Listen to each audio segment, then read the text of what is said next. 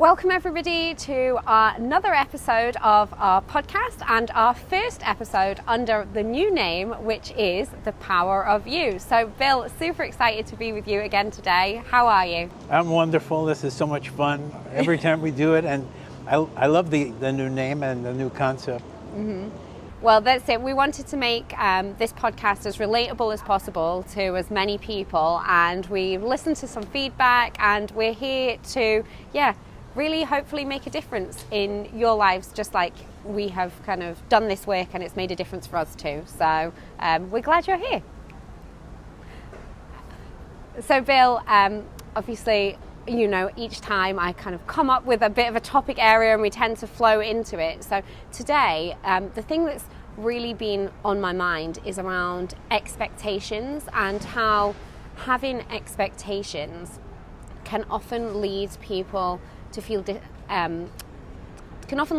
feeling disappointed or downbeat. And I don't think a lot of people realize they have expectations, or they've placed expectations either on themselves or on other people until they feel these down feelings, or these feelings of I guess glumness or disappointment. And I wanted to ask, or start the conversation today by asking, what does expectation mean to you? It's the comparison that's going on at the subconscious level between the ideal, the way this moment could be, and the way it's actually. Mm-hmm. And the moment, if you aren't comparing it to the perfect, version of itself, mm-hmm. You could be loving. Mm-hmm. You could be loving the moment just as it is. And that's ruined by the comparison. Mm-hmm. Mm-hmm. And as you say, people aren't aware that they're doing that, so they don't even know why they're down, and they may not even recognize that they are down. Mm-hmm. Mm-hmm. So much is going on in the subconscious. Mm-hmm. My workshop partner, Jerry Zoltman, wrote a book in which he came out with the statement that 95% of all decision making is subconscious, which certainly turned the market research business on its ear. Mm-hmm. Mm-hmm. And is supported by neuroscience. There's Carl Friston, for example, who's one of the most cited neuroscientists alive today, a Brit, who has introduced this idea that the brain is constantly predicting. And that's where the expectations come from, is from the inference engine, he calls it, that's generating these predictions. And when I wrote my book, Mind Magic, I had never heard of Friston, and he wasn't doing that work then. But way back when I was writing my book, I knew that there was this prediction going on because I found it in myself. Mm-hmm. I was also seeing what I predicted, not what was actually happening. And so I caught myself in that, and I had my own theory about there's a prediction process going on, mm-hmm. and now it's been verified by neuroscience. So there's layers and layers and layers of detail in this idea of expectations. Yeah. Like you said there about the brain predicting certain outcomes, and that is almost happening without us necessarily even realizing it. And I think, and this is just my take, so I'd be interested to hear from you, but from what I'm aware, like the brain does that. It's almost because if we try to analyze almost every option, we would almost go into that analysis paralysis. So I think what the brain tries to do is tries to shortcut that. I'm almost thinking we're here in a park, right? And I'm almost thinking rather than taking the long windy road to the end of the park, it's like, okay, well I can just walk across the grass, and it's quicker. And I think that's what the brain tries to do, is shortcut a lot of that. But in doing so, you then are becoming attached to a certain outcome, or you're expecting to get to a certain destination. And say, using the path analogy, like if you're expecting to get to the other side of the park, but you're not necessarily looking for, perhaps a bike goes in your path or an animal runs by. So is that, in terms of like the science behind it, is that what's happening in the brain? The science behind it is based on the survivable, species and evolving methods that increase the probability of surviving in order to be able to reproduce, and the species keeps going. So this part of the brain, the frontal cortex, is part of the process. We didn't have until about 200,000 years ago. So when you think about 200,000 years ago, in history, written history that we know of is only 6,000 years old. 200,000 years ago, it was long past the dinosaurs period, but they were saber-toothed tigers and there were all kinds of predators. And compared to most animals, humans are fairly weak. Yeah. And so we needed something or we were going to be dead and the species was going to be dead. So it came up with this, evolved this, software that fit into the new hardware, wetware actually. And it's been functioning, and it probably was more positively contributing to life back then than it is now. Now there aren't animals about to kill us. It's a whole different environment. And in the new environment, it may be doing more harm than good. And that was my thesis in Mind Magic, and my thesis in my own personal life growing up as a kid, that I had these automatic impulses. It was like automatic pilot for me to do this. But then I realized, first of all, it didn't work. I didn't get to kiss the girl or whatever it was. And secondly, what am I, a robot? I always repeat the same thing and I'm doing everything automatically. I'm on automatic pilot. I'm not giving any fresh thought to new ideas. I'm not innovating. So I was concerned that these robotic habits, I knew that sometimes they came in handy, but most of the time they were doing harm. And so I evolved methods to take control of them to some degree and be able to choose, okay, there's an automatic pilot response, but I'm going to go with it. It feels like flow state. It feels like it's going to be the right thing to do. Oh, and it is turning out to be the right thing to do, so I'm just going to stop thinking and just keep doing whatever I'm doing. Or, I'll change my mind and say, no, I'm not. I'm in schmo state, and I'm fooling myself to think that it's flow state. I better watch my words.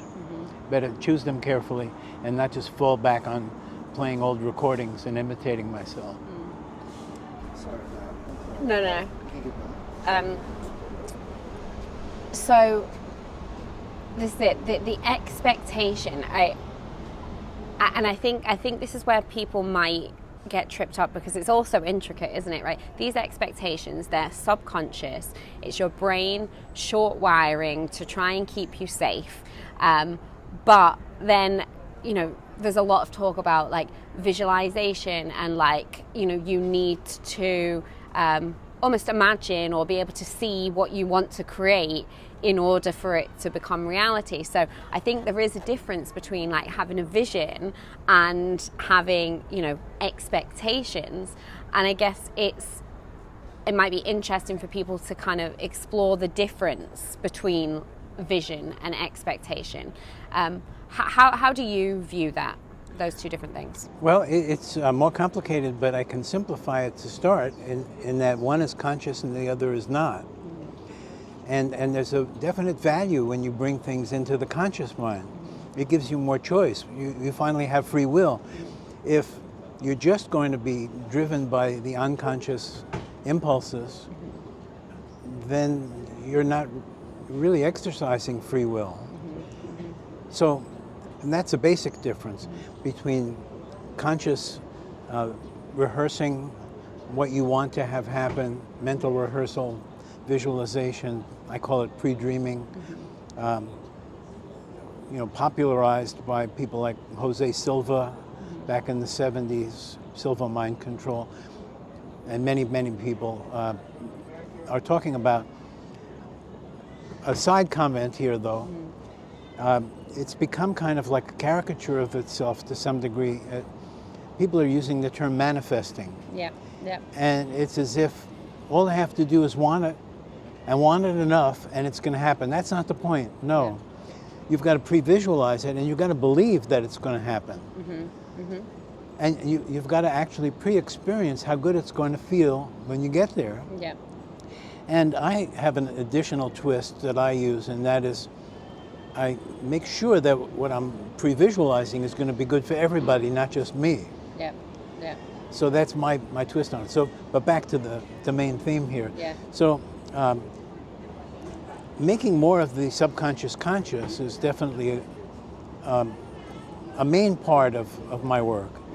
Is, just simply realizing what the subconscious is doing. Sometimes you don't want to overrule it. For example, flow state is an example of automated behavior. It's stuff that you know so well and you've done so many times before that there is a special program in there that's just for flow state, and it works on things that you're good at already. Yep. Now, if you're not particularly good at things, it won't automatically get you into the flow state, but you can change that the way musicians do by practicing. Yep. Practicing, music 4 hours a day, and then after a while, flow state happens. Yeah. You create the flow state program. Anyway, pre-visualization is a good thing because it's being done consciously. Yep. Unless you're pre-visualizing negative outcomes. Now that's where expectation comes back into the story, I think, because many of our self-limiting behaviors start with the subconscious expectation of failure. And I'd say it is a pandemic. That most of us are pre-visualizing failure without even realizing it. Yep. We're betting against ourselves most of the time, and that's happening subconsciously. Yep. And bringing that kind of expectation forward into the conscious mind is a high priority, I'd say. Yeah. Well, I think that's it. And to give even just a more concrete example of this, say for instance, even for me, I'm thinking about TTM, right? Which is obviously the business that I'm working on. And when I think about that and what I want to create, it's a positive outcome. I've got a big vision for how it's going to be. But then in terms of the expectation, the route to get to that vision, I am constantly being challenged to be open about how that's going to happen. And I think not expect to be at a certain point by a certain date, or to for anything to happen. And it's remaining that while you have that positive visualization of what you want to create, and that's your North Star, that's fantastic, but you have to kind of be open to the route to get there. And I think for a lot of other people, like you say, it's what are you visualizing in your mind? Because, is it even something positive? Because what you said around people, a lot of people, they're almost imagining failure, or they're imagining the worst, and they don't even recognize that they're imagining the worst until you make that subconscious conscious, right? And a lot of the time in our coaching sessions, it's I was scared to do a speech in front of my team because, in case I got the words all wrong and everybody laughed at me, and then when you dig into that and you go, well, what's the likelihood of that happening? And even if it did, what's going to happen to you? And it's not until they talk through that they realize, okay, that's kind of a bit stupid, a stupid thing to be scared about, and perhaps I want to visualize something else instead. But I think the expectation piece can happen on a macro level, but also on little micro levels, not just on yourself, but we also place expectations on others and then become disappointed by other people's actions. And I think that is where, again, it's focusing the attention within is really important, because perhaps you're disappointed because somebody didn't call you back when they said they were going to, or somebody said they were going to come and visit you and they got busy and didn't. Then you're disappointed. I think whenever you feel that thing of disappointment, I think it's a time to inquire within. I think it's a time to inquire within. I'd say that's a first principle in the sense that the most important thing to come back to over and over again is, am I enjoying the present moment? And if the answer is yes, that's great. But just asking the question and then realizing how much you're enjoying the present moment adds to it. Mm-hmm. But it also catches when you're not experiencing joy, because then you can dissect how come? Why am I bringing myself down now? Mm-hmm. Mm-hmm. What did I expect that I'm not getting, or what am I fearful of not getting in the future, or what's bugging me? Mm-hmm. So I think it's a first principle that people should be enjoying what's going on, and if they're not, they should ask questions about, could this have something to do with expectations? Because that's a good clue. It often does have, in some way, something to do with expectations. Mm-hmm. Another type of expectation that I was thinking of as you were speaking is the expectations we have of other people. It may not just be, showing up late. It may be, like in my case, I tend to see the best in people. Mm-hmm. And so I'm expecting them to always act the best. Mm-hmm, mm-hmm.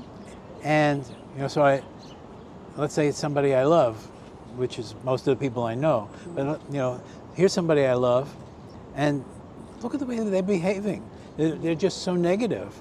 That's the opposite of what I am or what I want around me. Mm-hmm. How am I going to get this person whom I love to stop being negative all the time? Mm-hmm. What would be the most likely to succeed way of explaining this to them? Mm-hmm. So that's another part of the expectations problem.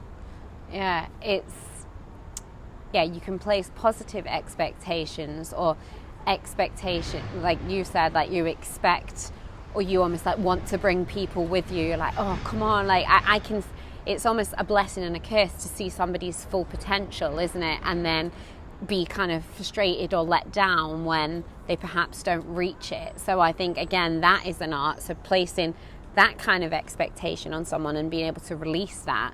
But then also, expectations of expecting others to do things for you, or expecting somebody to show up and then be disappointed that they didn't.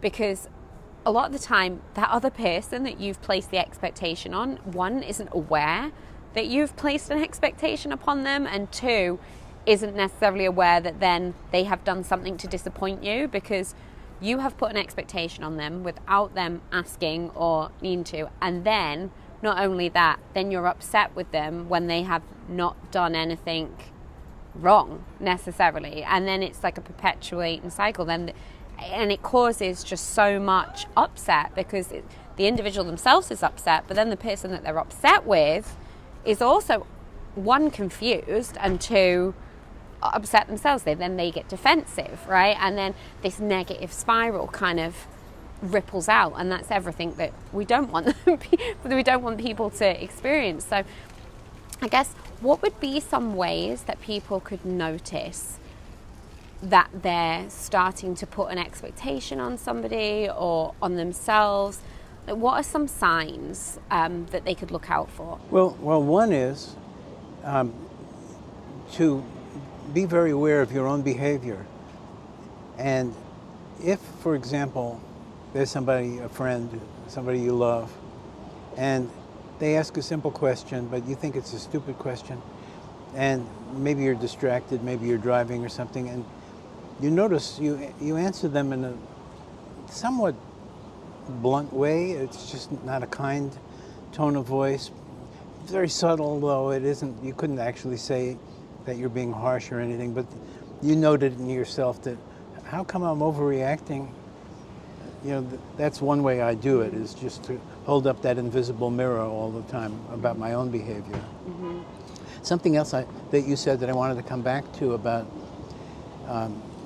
you've pre-visualized the outcomes that you want in your life. You're trying to help people bring out their total potential.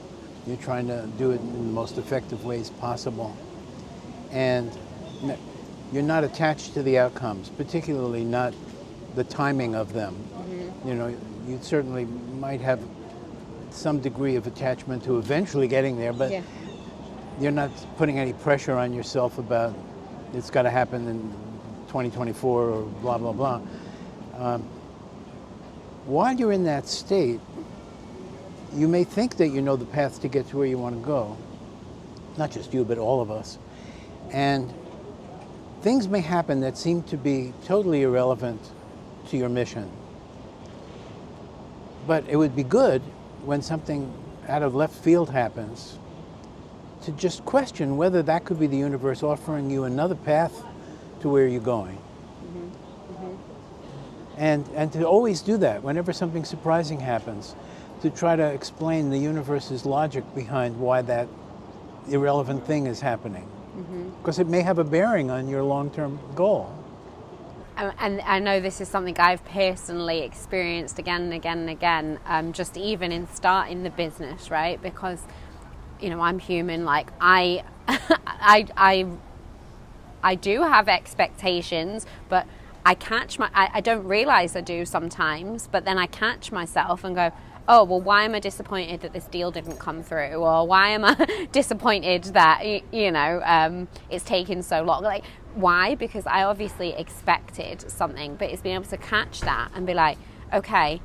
So I think, one, if you don't recognize it, like before it happens, I think recognizing it while it's happening or after it's happening is very important. So then you can like inquire, okay, well, what actually happened there and what can I do differently moving forward? Because as you've said, there's always like a little side door. And one thing I've realized is you might want to know the direction, you might want to know how things are going to go or turn out, you know, when you're going to get that job, when you're going to get married, have kids, you know, buy the house, you know, build your business. You might want to know all the answers.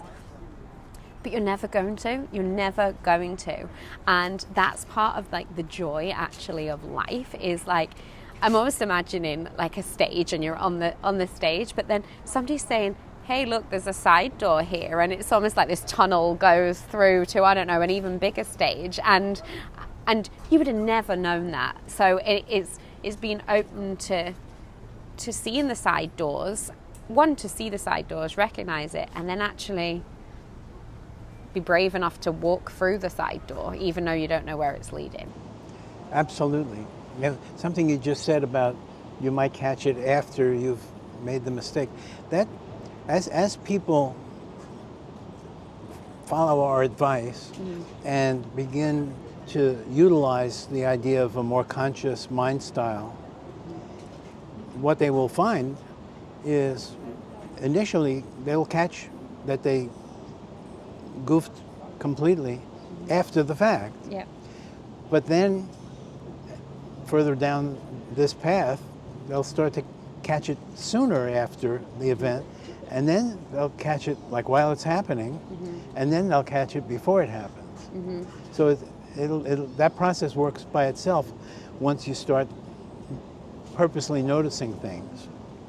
It's just an awareness, isn't it, really? And it's even if you catch it afterwards, I think then you've learned, and we always talk about this, like life is learning, right? So again, look, we're all human. If you end up placing expectations unwillingly or unknowingly on somebody else or on yourself, right? And then you realize after the fact, like, how can you be kind to yourself? Because you are here to learn, and as long as you've learned from it, then you're going to be better. You're going to do better next time. It's like, you should thank the mistake you made. Yeah, like all mistakes and failing is like learning. As long as you learn from it. I mean, if you kept doing it, okay, you know, like then that's something else. But I think anybody that's listening, it's if you are aware enough that you have perhaps made a mistake or put an expectation on somebody else, then can you show yourself some grace and actually almost celebrate the fact, one, you recognized it, and two, you've learned from it? It's a whole different way of living, but it's so much happier. You know, not be attached, to take each moment as if it's a gift from God or the universe, and look at the positive potential in whatever's happening. Turn everything into the positive. For people right now that are maybe sitting listening to this, and maybe they're now thinking about, where am I expecting like certain things in their life, and when they are able to recognize that, if they're doing that introspection right now, what do they do with the awareness once they're reflecting? So if they're reflecting right now, listening to this, what do they do with that introspection when they realize or become more aware of where their expectations are placed? Well, there's a number of things they could do. They could keep a journal and write down the things that they're learning about themselves and their behavior and their ideas about how they foresee changing that behavior to be happier and more effective. So journaling is one thing. They could also do very specific, make decisions about what to do the next time that kind of thing happens. Maybe it's people in the office are picking on you. They know how to get your goat. They push your buttons and you flip out and you can't control yourself. So next time that happens, what are you going to do?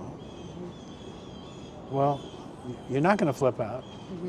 You're going to control the one thing you have control over, you. And you're going to use the power that you have, the power of you. You're going to use it. And you'll laugh or brush it off or say, this is a fun game, you guys picking on me all the time. But I'm learning how to play it now. And just watch what happens then. They'll be bored with the game after that, and they'll have the utmost respect for you for being able to overcome these human foibles that almost everyone has of flipping out when people pick on them.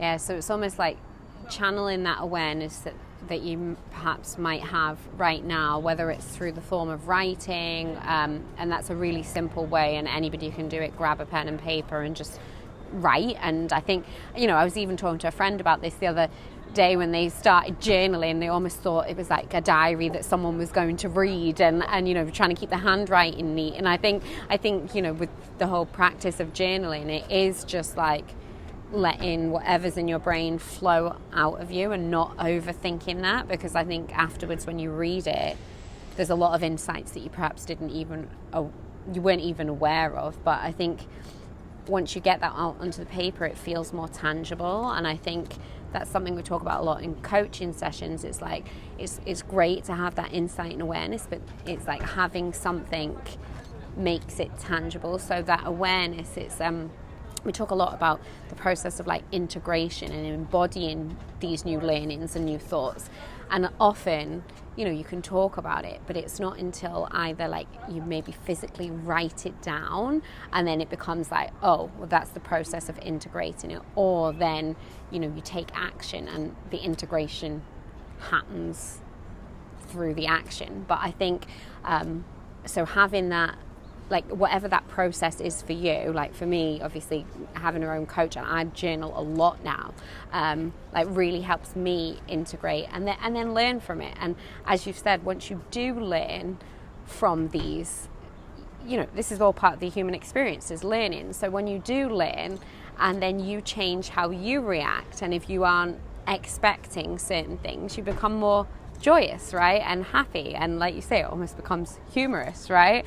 And from that, the ripple effect then continues. Whereas we talked before about what happens when you place expectations on somebody and they don't realize, and then they end up being hurt and all this kind of stuff, and then that ripples. Whereas the alternative ripple is, in fact, a different one. A couple of things about that struck me very, very strongly. One was, in this writing down process and the integration process, resolutions or intentions are an important part of the structure of the change in yourself. Knowing what your intention is. My intention is not to keep my cool next time somebody picks on me, and to laugh it off. And then what you find is when you're given the first opportunity to do that, you might not have the ability to control your emotions. And then you start to wonder about that and journal about how come I can't control my emotions. And when you get to that stage, you realize it's because you're attached to something, which is a form of expectations. You're attached to people looking up to you. You want people to think highly of you and respect you, and that you're attached to that. And if you don't get that, you're crushed. And so you're depending on, you're dependent. It's like a heroin addiction. You have an addiction to something and you have no control over it. So obviously you have to gain control over it, which is going to be a gradual process. And that power of resolution, which is part of the power of you, is going to get stronger. Every time you enact it, you'll see. Like the first time you do it, people around you might be surprised, but keep picking on you. And then you might feel crushed and run out of the room. But then the second time, you'll feel crushed, but you won't run out of the room. And the next time you won't feel crushed, and so on. As you talk there, I'm imagining, a really visual, I guess, comparison to that is almost like going to the gym, right? The first time you work out, you get the weights and you're like, oh my God, this is hard, right? And, you still haven't got the muscles, you still haven't got the six pack, but it's like that continued process of going, and slowly over time, in a month you see the difference, and in a year, wow, you're a whole different person, right? And I think it's the same, and it working in the mind too, and it's all this work, these little steps, they do add up, and it's the continued process of improvement, right? But I think the other thing you said around expectation being linked to attachment, I think that's a really important point to make, because they are two different things, but they are intrinsically linked. They are. Yeah, they depend on each other. And people need the emotional strength and the emotional intelligence to control their emotional impulses. And it's hard to do that, but it's especially almost impossible to do that if you don't know what your mission is in life.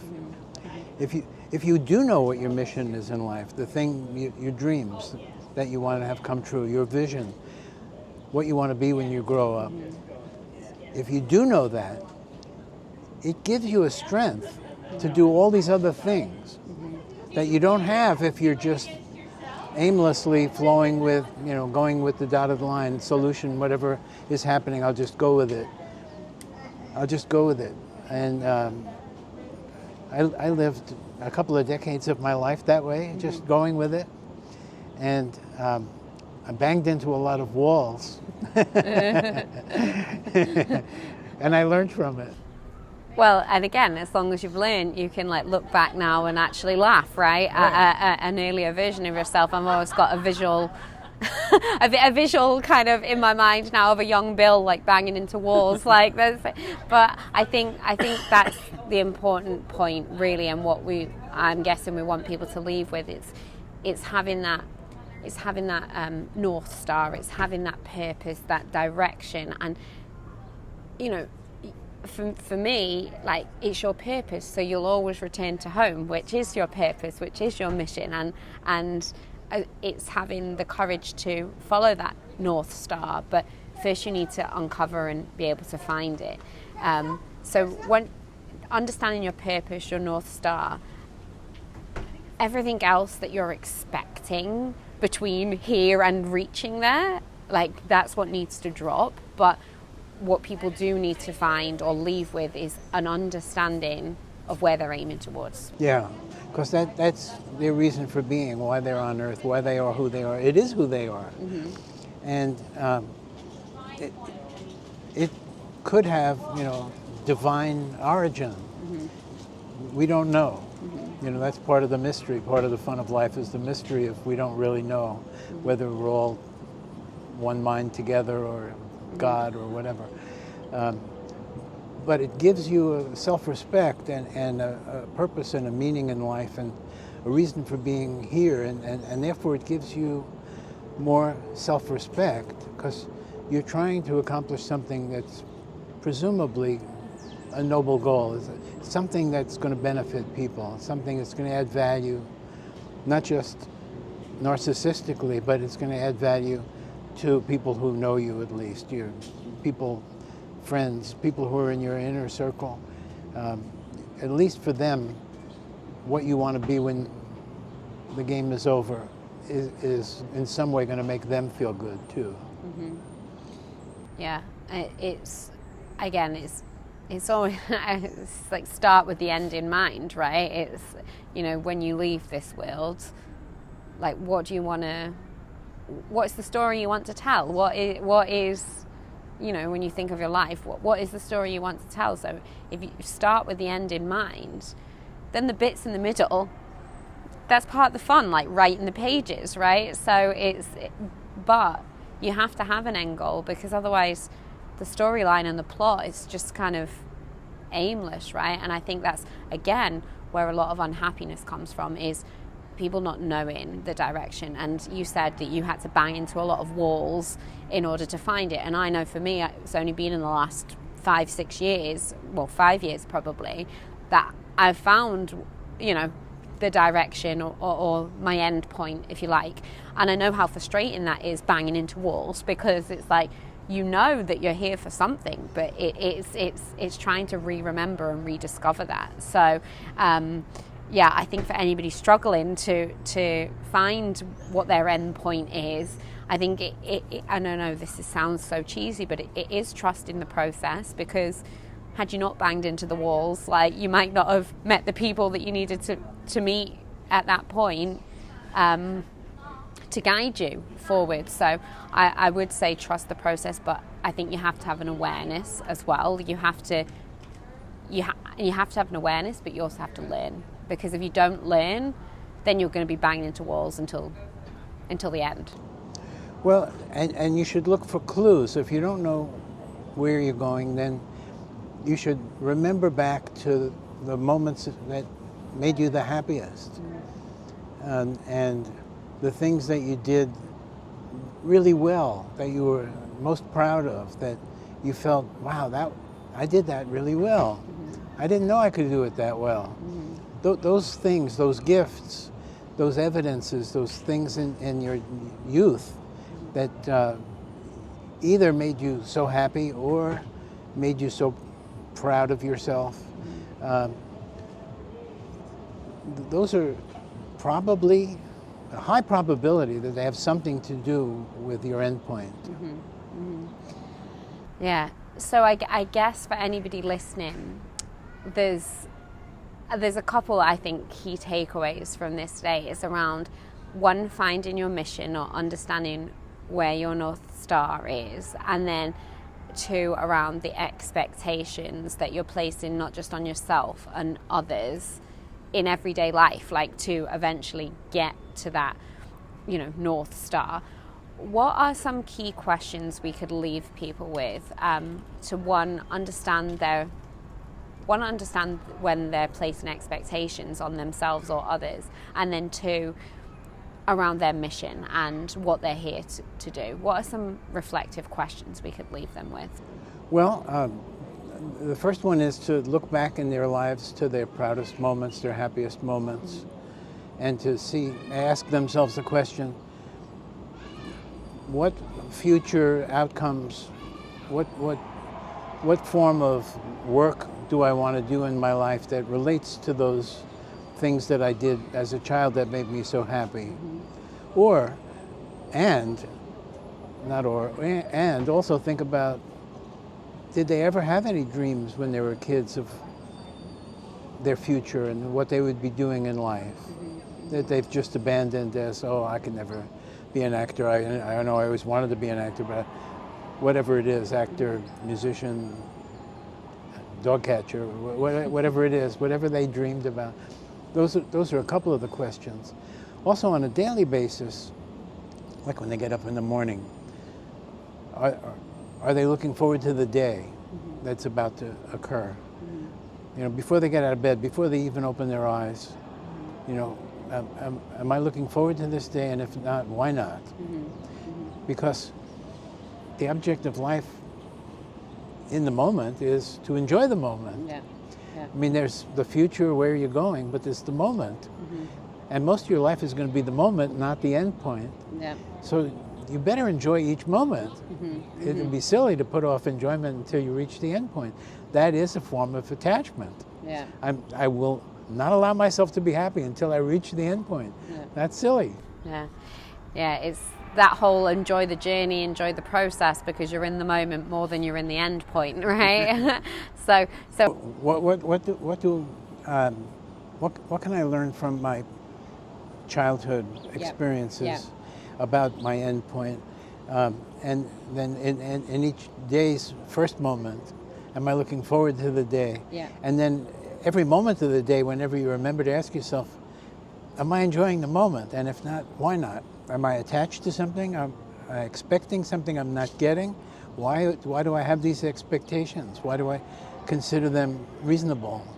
Why aren't they just stupid and self-destructive? Why can't I just stop doing that to myself? So really, what did I enjoy as a child, right? What lit me up? What did I dream about? Try to take yourself back to childhood to remember that. But then also asking yourself, am I looking forward to today? And if not, why not? Asking yourself those introspective questions should leave you with insights around, one, how you're feeling about your life, two, give you clues towards your mission, but three, also likely highlight where there is expectations, either for your day ahead or for your life ahead, really, as well. And I know that sounds probably super deep, so you don't need to have your whole life planned out, but I think just some of the practical tips you've talked about, around writing, asking some introspective questions, and just noticing when you do feel that feeling of disappointment. And just like going to the gym, like, you're probably going to feel disappointed a few times before you recognize and catch it before it happens that you've but show yourself grace, because it's all part of the learning and it's all part of the growth, and that's what we're here to do. Great summation. Oh. Well, thank you for another fabulous episode, our first live episode, and our first under our new name of The Power of You. Thanks for coming. See you next time. See you next time.